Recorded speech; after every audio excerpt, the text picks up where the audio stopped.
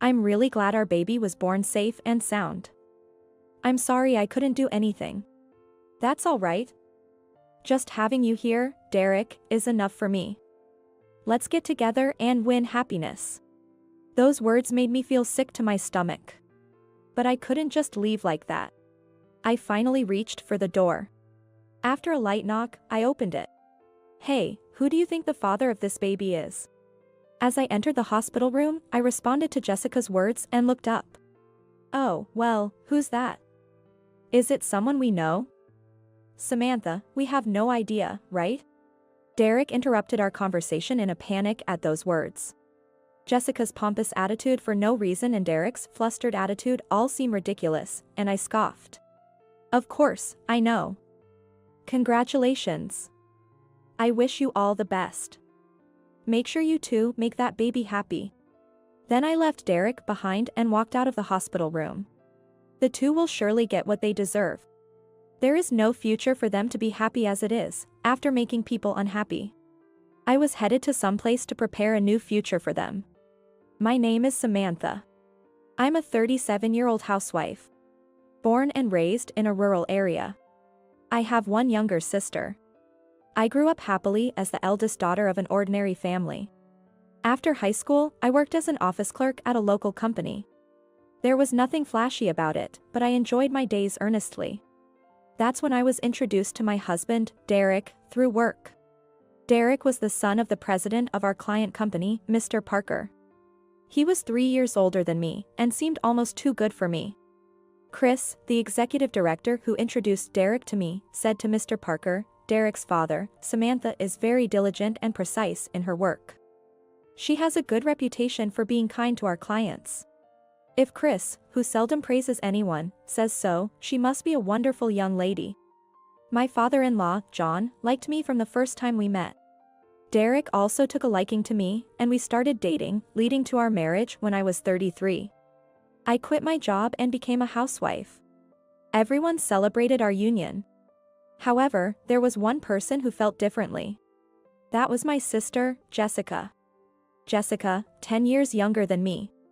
My much younger sister was the long-awaited second child born after my mother, Sue, underwent fertility treatments. Because of this, she was very much doted on and spoiled by the family. Of course, I also adored Jessica very much. "I want to eat custard pudding." "But this is your sister's. You had some yesterday, didn't you, Jessica?" "It's okay, I'm good. Let her have it." In this way, I often indulged her little whims since we were young. As a result, Jessica developed a personality quite the opposite of mine. She became good at being pampered. For better or worse, she grew up to be someone who always expressed her opinions clearly. "I don't want to wear your hand-me-downs. They're ugly and I don't want to wear them." When she was in elementary school, she rejected my hand-me-down clothes, troubling our mother. Though we were a normal family, we were not particularly wealthy. I too wore mostly hand-me-downs, but I never complained, even if I didn't like them. It's not that I think Jessica shouldn't complain just because I didn't, but I do think it's important to learn to endure. It's not ugly. Sure, it's a bit dated, but it's still perfectly wearable. If I talked back even a little, she would even get sassy and say, "You don't even notice how lame your clothes are because you're a lame sister." Admittedly, I may not have been the most fashionable person. But I took good care of the new clothes I was occasionally bought and my mother kept them clean. Since I didn't care much for flashy things, my wardrobe consisted solely of basic items from versatile brands. I thought they were perfectly fine for Jessica to wear. But it must have been the mere fact that they were hand-me-downs that she disliked. Still, we were blood sisters. Unknowingly, our tastes were similar, and the clothes my parents would buy for Jessica were all the same ones I had, in the same colors. But still, my parents and I spoiled Jessica because we cared too much about her. Jessica's selfishness became even worse when she was in high school. Asking for pocket money and buying cosmetics, bags, or anything else she wants right away without holding back. If she didn't feel like going to school, she'd skip. If she wanted to go out, she'd head out even in the middle of the night. By this time, instead of just spoiling her, our parents scolded Jessica many times for such outrageous behavior. Searching for Jessica late at night wasn't a rare occurrence for our family. Even when my parents refused to give her money, she would sneak off to our grandparents' house, who knew nothing about it, and secretly begging for pocket money. No amount of preaching or restricting her behavior would change Jessica's mind, who had been unrestrained since childhood. I spoiled Jessica too much. What if she gets dropped out of school for slacking off like that? Though our mother seemed to feel responsible for Jessica's behavior, Jessica managed to graduate from high school without further incident. And then, she managed to find a job. The whole family was relieved, but shockingly, she quit after just 1 month. I was astonished that she would say something like, "There's a stinky old man here," which wasn't even a reason to leave the company. Afterward, she flitted between being a part-time worker and quitting, reaching the age of 23. Now an adult, neither our parents nor I would say much to Jessica anymore. Even though she's been a part-time worker, she has been working steadily without quitting for the past 2 years. Becoming an adult seems to have taught her a bit about personal responsibility, and she appears to have settled down somewhat. However, when I got married, she wanted to quit her job too. "I'm too jealous that you marry the son of the president of the company and become a full-time homemaker." That was Jessica's first words when I told her I was getting married. Even though I'm a homemaker, I still have to do housework, and I'm willing to do simple company duties at home without pay. Even when I tell her that, she seems to be envious of the very idea of quitting a job. House chores can be done quickly, and business tasks are just a few minutes' work, right? Even so, I can't cut corners. Right. Besides, it must be hard to keep up with relatives when her father-in-law is the president of the company, isn't it? I don't think she'll ever feel at ease. Our mother supported me, but it was hard for Jessica to accept. This is just something to hold on to until your in-laws are dead.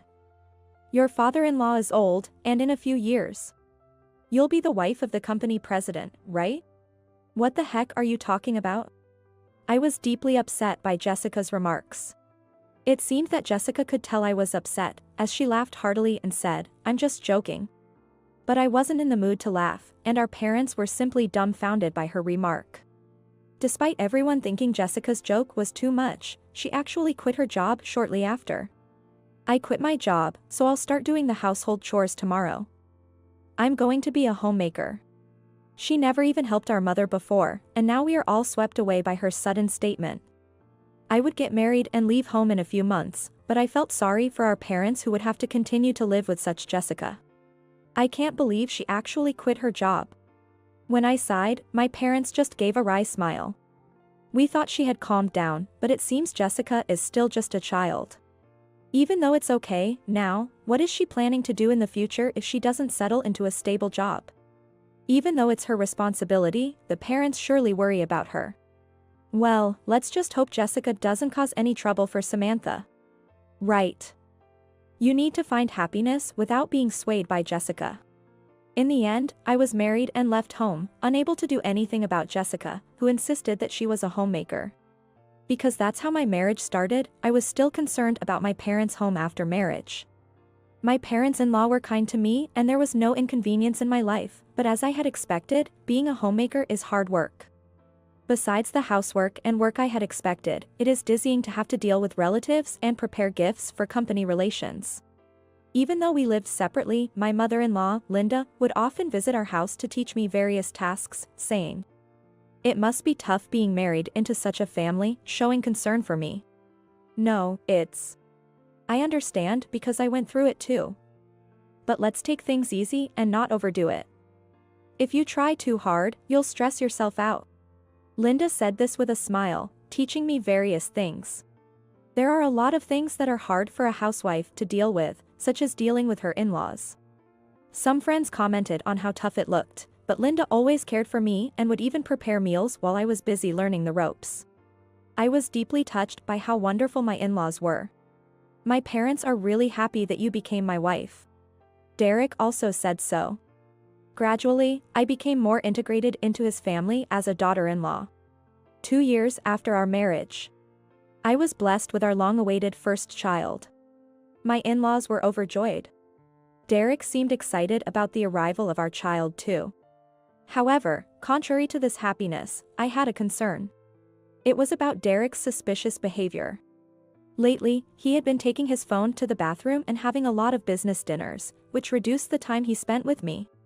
As he was spending less and less time at home, I was worried that he was getting tired and said to him, "You look busy these days." "I'm about to be president. It's hard with all the calls and appointments." However, Derek quickly returned his attention to his phone after giving a predictable reply. Since becoming pregnant, I had slowly become anxious about Derek not spending time with me. One day, however, I suddenly wondered if Derek was having an affair. It happened when I glanced at Derek, who was looking at his phone as usual. His face was far too giddy for what was supposed to be a work-related message. That expression unsettled me. Oh, something came up suddenly. "I'm heading out." Sure enough, immediately after making that face, Derek spoke to me. "What? Right now? President Bennett is always in a hurry. Have a good night's sleep and don't worry about me." Then, Derek rushed out of the house. I found it unbelievable. What kind of emergency could there be at this hour of the night? I woke up to my husband leaving his pregnant wife alone in the middle of the night and going out. For the sake of my unborn child, I decided it was time for Derek to face reality, so I finally hired a private detective. Sometime after that, I received a call from my parents. "Jessica has been taken to the hospital. Please come as soon as possible." I was shocked by the news. Since she was taken to the gynecology department, I thought perhaps she had suffered an ovarian torsion and hurried to the hospital. "Is Jessica's examination over? Is she okay?" Upon meeting up with my parents in the waiting room at the hospital, I asked them. It turns out she was pregnant, and she started labor. "What?" I exclaim out loud at my mother's words. "Didn't you ever notice that before? Jessica had been going for checkups, but she didn't tell us anything about it. I didn't show much of a belly when I was pregnant, and Jessica didn't show much either, so I didn't even notice." I instinctively touched my own belly. Indeed, I'm not the type whose belly stands out much either. However, I wonder if it's really possible for people not to notice someone is full-term pregnant. It's too late to say anything about it now, though. After a while, I could hear the healthy cries of a newborn. My relief was short-lived, as now a different problem presented itself. It was about how to raise this child. Jessica, a self-proclaimed housewife who is single with no job. We don't even know who the father is. However, no one could say such a thing to Jessica, who had just given birth, so we went home that day after seeing the face of the newborn baby. Jessica had a baby. I told Derek when I got home that day. "Really? Wow, Jessica's a mom now." Derek said, surprised, but he smiled happily. "Can I visit her too? Why don't we go together this weekend? I only got a quick look at the baby today, so I plan to visit properly." "That sounds great.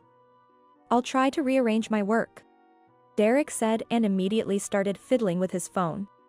All that talk about rearranging work is just lies. But I'm hoping he'll see Jessica's baby and be changed. And then, on the weekend, Derek and I headed to the hospital where Jessica was admitted. Just as we were about to enter the hospital, my phone rang. It was from that detective agency. It wasn't good to answer the phone while Derek was with me. Hesitating for a moment, Derek spoke up. "Phone call? Is it okay if I go ahead?" He seemed excited to see the baby, and I was relieved.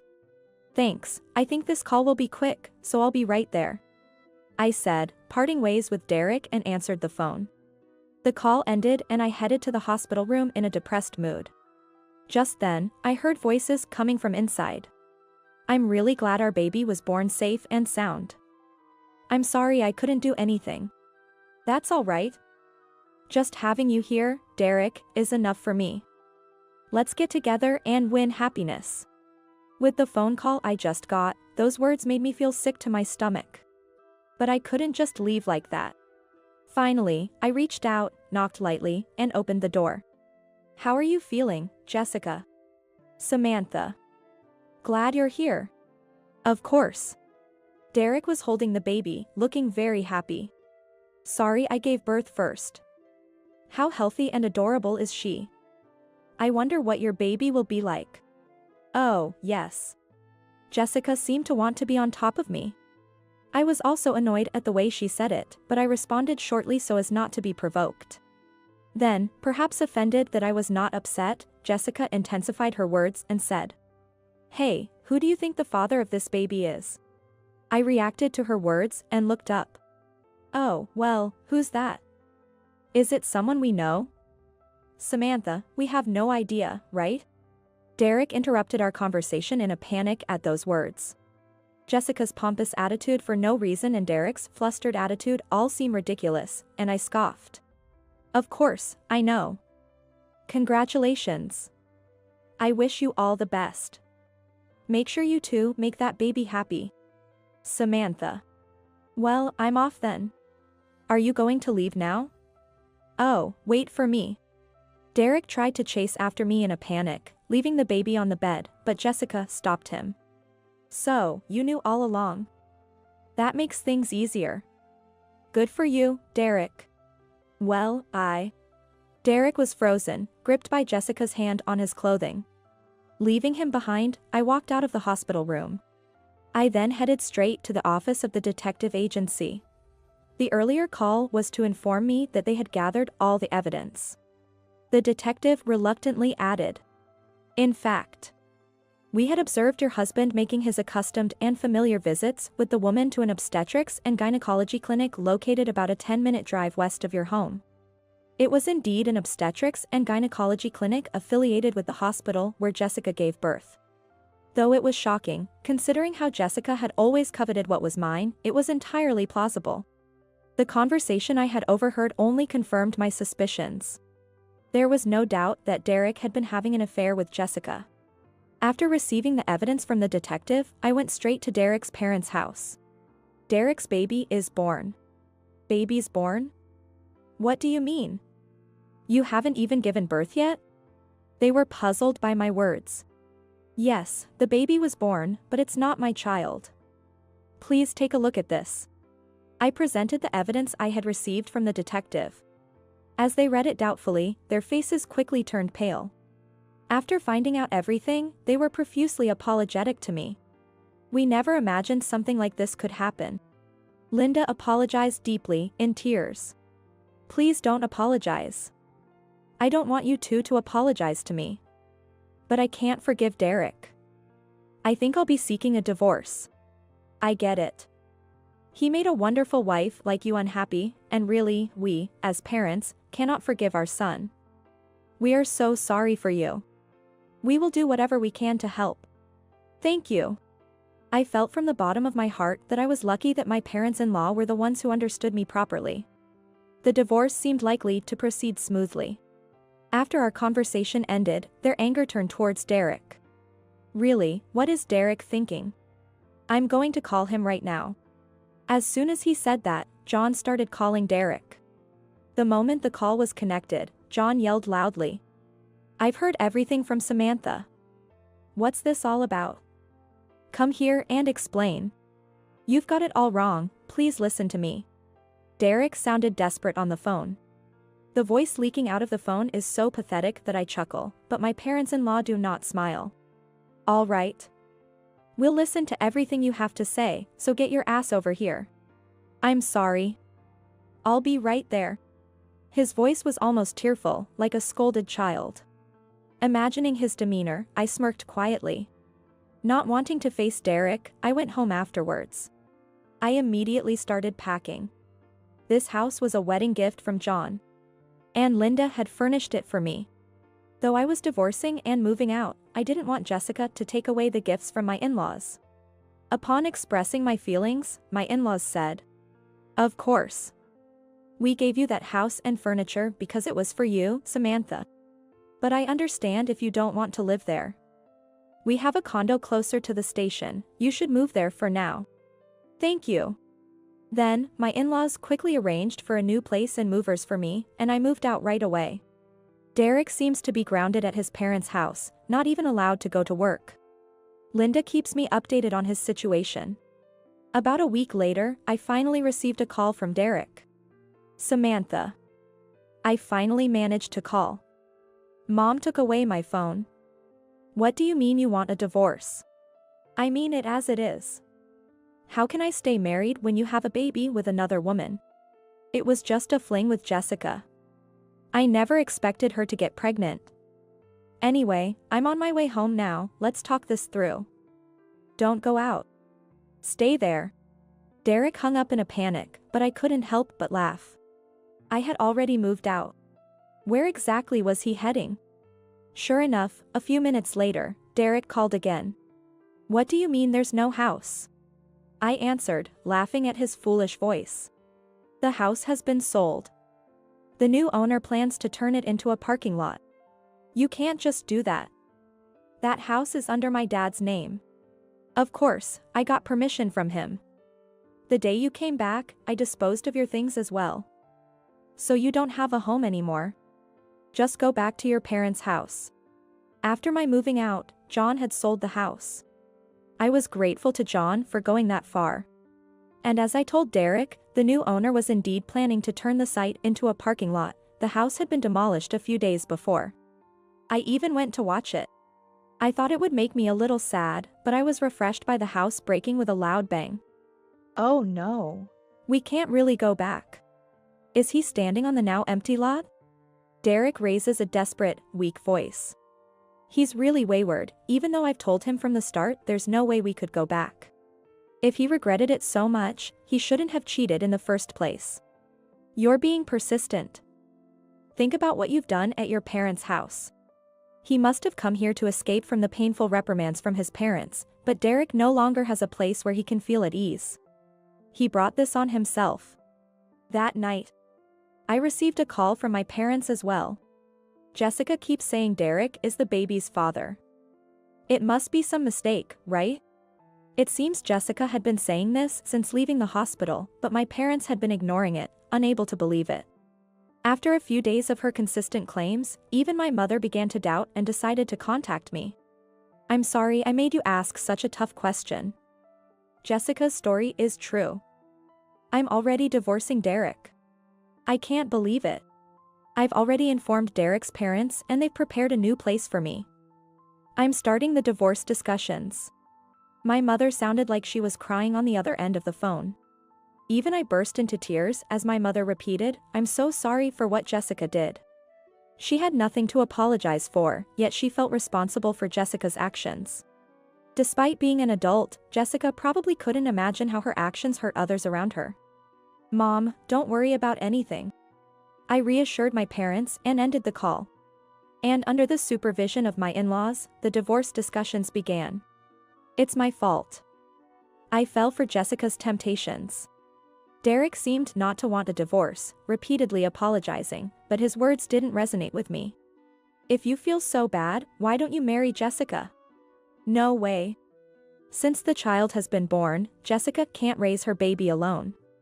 You need to take responsibility for them. At my words, Derek fell silent, unable to respond. John sighed deeply. Samantha, we will also support you and the newborn. Derek, you must take responsibility and fulfill your duties to her sister and the baby. Faced with pressure from me and his father, Derek reluctantly accepted the divorce. I hope he reflects on his actions and lives a better life from now on. After our divorce, Derek remarried Jessica and started living with his parents. They lost their house and had no choice but to move in together. By that time, I was nearly due, but I was living comfortably in the house prepared by my in-laws. Sorry for taking Derek away. Jessica sent me that message, but I ignored it. Dealing with Jessica now could only cause me stress, which I couldn't afford. But that was probably what she wanted. I wonder what your baby will be like. They're cousins and also siblings. It's hilarious, isn't it? Well, I'm younger and more beautiful, so I'm sure my baby will be better than yours. She kept sending messages like that, completely disregarding anyone else's feelings. Hey. I haven't received a baby shower gift from you yet? She even had the audacity to demand a gift from me, now that I was set to be a single mother. Are you home? I'll come over and give it to you soon. I kept ignoring her for a long time, but I replied so to the message begging for a baby shower gift and immediately headed to their house. Samantha. How are you feeling? Linda had continued to care for me even after the divorce and treated me very well. On this day, she welcomed me into their home as soon as I arrived. Is Jessica here? Derek is off today too, so she's probably around. Linda hesitated slightly, showing her concern for me. I smiled warmly and said, great. I brought a baby shower gift for Jessica and Derek. Upon entering, I sat in the living room while Linda called for Jessica. Jessica, holding the baby and looking happy. Unaware of the impending downfall, she looked at me and laughed mockingly, as if to belittle me. So you finally brought the baby shower gift? Well, it's not like I'm short on money. I handed Jessica a large envelope. It was thick. Jessica frowned suspiciously at the envelope, which was clearly too big to contain just cash. What's this? I wasn't planning on giving it, but this is my gift to you. Jessica cautiously handed the baby to Derek and took the envelope, looking inside. Jessica's face is turning pale as she looks at several sheets of paper. What is this? What does this mean? She then shouted angrily at Derek, glaring at him. Derek, puzzled, peeked at the documents Jessica was holding. And his face turned pale. I don't know. It wasn't me. It's obviously you, Derek. I smirked at their exchange. The envelope actually contained investigative reports from a detective. I had already shown them to my in-laws, but they contained shocking facts unknown to Jessica. It revealed that Jessica was not Derek's only affair partner. He had a total of 4 affairs. Jessica was the third of them. The first one seemed to be the married woman and was the wife of a subordinate in his company. This was the woman Derek was really into. According to Linda, her husband eventually found out, and it was only after marrying Jessica that Derek finally broke it off. The second one was a 20-year-old girl he met through a dating app. Surprisingly, it wasn't Jessica but this girl who was seen entering the obstetrics and gynecology clinic with him. The detective found out that it was apparently a hospital visit for an abortion. The third one was Jessica. The last one was Jessica's friend, whom she had introduced to Derek. Of course I knew all about it, but now Derek is a complete stranger. Having any affair was bad enough, but having my sister involved made it unforgivable. That alone was enough for me never to forgive Derek. I had planned to shroud this in the darkness as long as Jessica was properly remorseful and apologetic. But since Jessica would not stop being on top of me by any means, I decided to push her off top of that mountaintop. How terrible! You liar! As expected, Jessica broke down crying in hysteria. Despite holding her sweet baby, she repeatedly hurled insults at Derek and physically lashed out at him. What's all this noise? At that moment, John came home. Seeing me, he seemed pleased and greeted me with, "Samantha. You were here?" Then he glared at Jessica and Derek. "What are you doing yelling in front of the baby? Please listen to me, Derek has." Oh my, they know everything Derek did, you know? I laughed at Jessica who was freaking out. Oh, you mean? John said, exasperated. After all, it happened before you married Jessica, and you're no different, having abetted infidelity. Do you even have the right to blame Derek? I think only Samantha has the right to blame him. Jessica bit her lip in frustration, knowing her in-laws were not on her side. Also, I've arranged a new home for the 3 of you to live in. Really? Despite her fury, Jessica's eyes lit up at John's words. I've negotiated to get the rent down to $800 a month. I got a $30 discount because the apartment is owned by a friend of mine's company. Now, get the hell out of here. But the moment Derek heard those words, he looked despairing again. Wait. Move out? What do you mean? And why does Samantha get a new house while we get a rental with rent to pay? I've also arranged a new job for you. It's a sales position at the real estate company. A new job. Are you kicking me out of the company where I'm supposed to be the next president? The two of them confronted John. However, John said with a smile, "When did I ever say you were going to be the next president? You just assumed that on your own. Besides, I can't keep someone in the company who messes around with an employee's family." Pack your bags and leave, he said. The two who had been arguing before were now united, continuing to protest against John. I was dumbfounded as I watched, but Linda muttered beside me. It seems like John had been planning to kick Derek out since you divorced. Both we really thought of you as a true member of our family. I was more than happy to hear that. And I laughed heartily at the heavenly punishment my sister and her husband received for losing their home, their jobs, and their trust. They moved into the house John had arranged, starting a new life. It was a 15-minute walk from the station, but perfectly located next to a pediatrician and just a 3-minute walk from a supermarket, ideal for raising a child. According to my parents, Jessica complained about not being able to go out much, but given her tendencies, more distractions would likely lead to more spending. I hope they would do their best raising their child in the home John found for his grandchild. Totally whipped by Jessica, Derek feels out of place while working as a salesperson for the real estate company. Interestingly, this company seems to be run by the family of the subordinate Derek had an affair with. I don't know if the company is aware of Derek's deeds, but I'm sure he must feel uncomfortable at work. Moreover, with her husband's income significantly reduced, Jessica will not be able to live the elegant life she had hoped for. It's a life neither Jessica nor Derek had ever imagined, but it's the situation they've brought upon themselves.